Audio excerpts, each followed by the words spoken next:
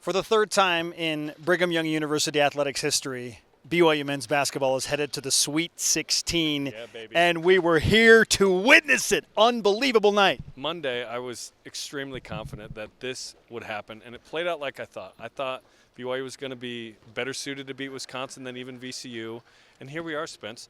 Jimmer, Danny, Ryan Smith, Taysom Hill, Gifford Nielsen, it was the BYU Avengers. We're here to see it. Cougar Nation was awesome in here, despite Wisconsin having like 283 points on the scoreboard on CBS.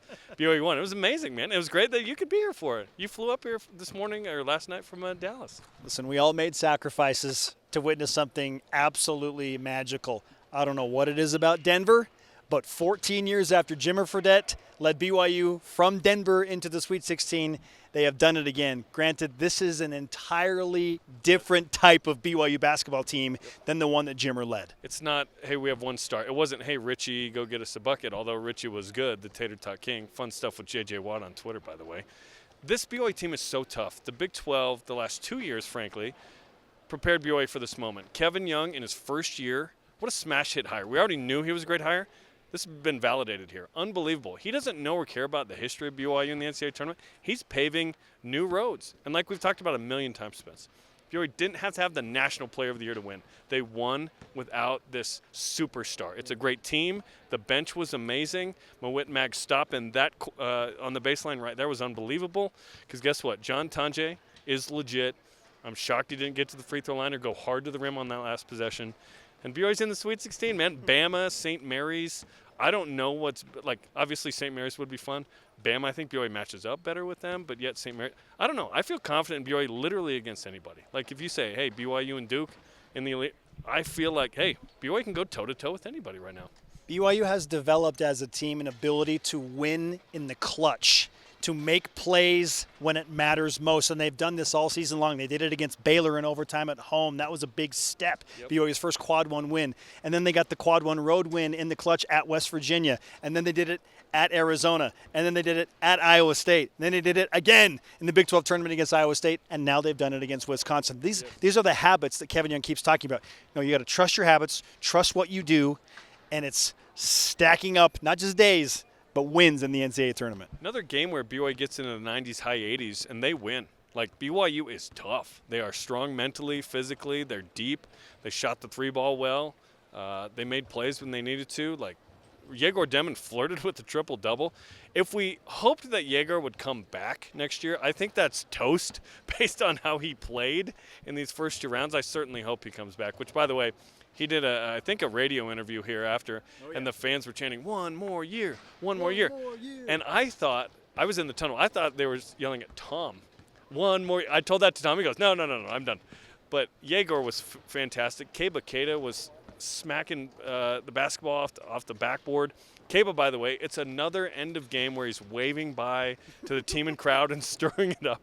That's what, 3 times? He's done that? Maybe more. Right? This was unbelievable. And BYU's in the Sweet 16. Like, it feels so good.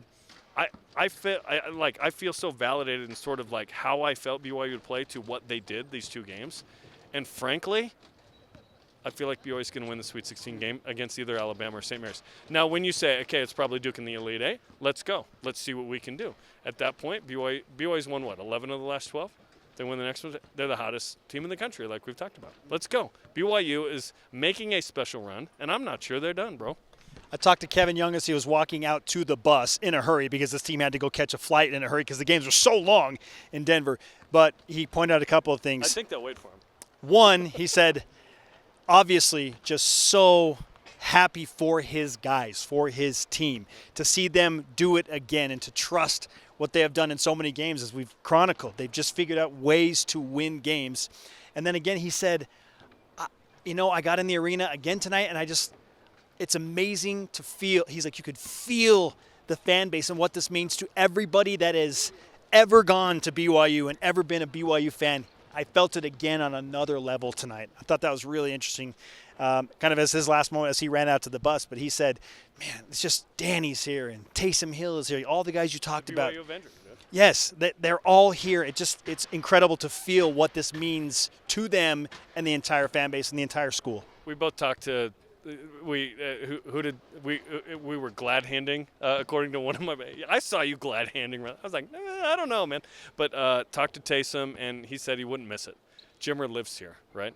All these guys. The only guys that weren't here were Eric Mika and TJ Haas. I don't know why they went home the other day. They weren't here. I wish they were here. They were here for the first round. I saw Tyler got on a PJ. He's probably already home. We're still in the arena. No, this was incredible. Cougar Nation was here, and they packed the house. There was a cool story, by the way, of, was it 4 students, David? One of which is one of our BYUtv students, Joey Hill. Came here, got scammed on their tickets. On Cougar Board, they posted, Cougar Board did something good. Hey, shout out Cougar Board. They do a lot of good. I give them a hard time. They put their Venmo up. They refunded them the money they needed to kind of repurchase. They got other tickets, and they were here. I love it. So nice work. The BYU Cougars really dominated the arena. And when Wisconsin would come out and their band would play, BYU's like, how are we going to keep the momentum here? And the crowd kept BYU in it. It was awesome. You've seen it on the road more than me with football, but like over the years, BYU fans know when there's a moment. This was a moment in BYU history, and the fans, the team, everybody showed up. It was awesome. So many elite shot takers and shot makers on both sides of this game. You kept hitting me like, whoa. Like, I can't just the mental fortitude to feel like I'm going to just pull up and take this shot and make this shot. But so many guys did it. So many big shots made in this game. I'll say this, in another 91-89 game, another high-scoring game, and really a high-scoring season for BYU's incredible offense under Kevin Young. We'll be talking about 2 defensive plays forever. One, the chase down block by Keba Keita at Iowa State, and the play we just witnessed right here with Mawit Mag getting the stop against John Tonje. So for an incredibly talented offensive team, we're going to be focused on those 2 incredible defensive plays. Mawit, after the game, told me in the locker room, I said, how did you not foul Tonje? Because he went to the line. It felt like it was the James Harden 08 game where he went to the stripe like 38 times or something. Tonje was unbelievable. We were told by one staffer that's the best player we played all season. He was incredible. To not foul him. He said in the huddle, we talked about staying down, don't reach, make him make a shot. I'm shocked that Tonje got stuck, but that's because Mawit had good defense on him. He was in position, throws up a bad shot, rims out. Keba gets it, chucks it forward. See ya. Sweet 16. What a play.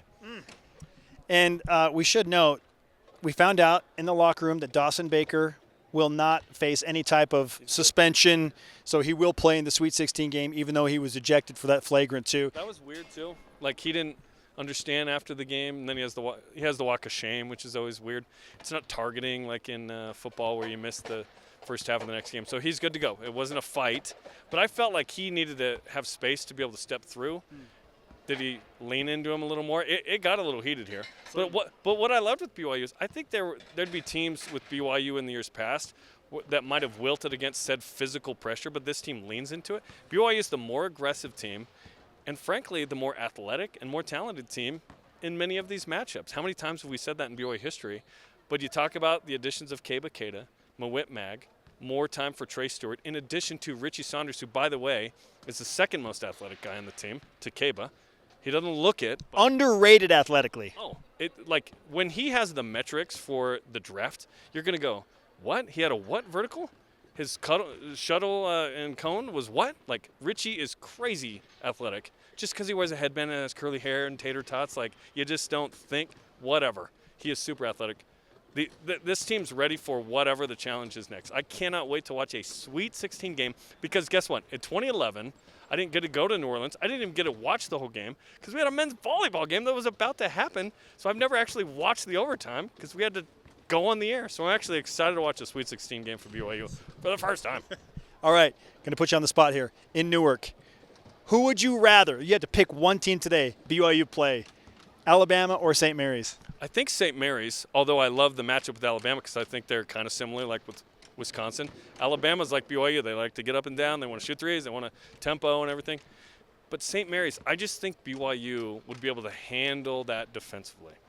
And then I think that they would just run them out of the gym with their depth and their tempo and their just BYU is not the team that would lose a game at Pepperdine or Pacific like the previous teams. This team, I think, would smack St. Mary's. You can cold take me on that. It ain't going to happen. that they would lose. BYU would beat St. Mary's, I think, handily. And I like BYU against Bama like I liked BYU versus Wisconsin. I had BYU to the Elite Eight in my one bracket. I'm not a multi-bracket guy. I had them to the Elite Eight. And Trevin Nell might be mad at me, too. He was mad at Jimmer for having him just in the Sweet 16. But, hey, Elite Eight again. Let's just recreate it all. It's all happening for BYU. And this is before AJ gets here.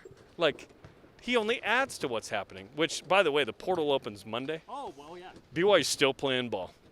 Okay? They can juggle both. Let's go.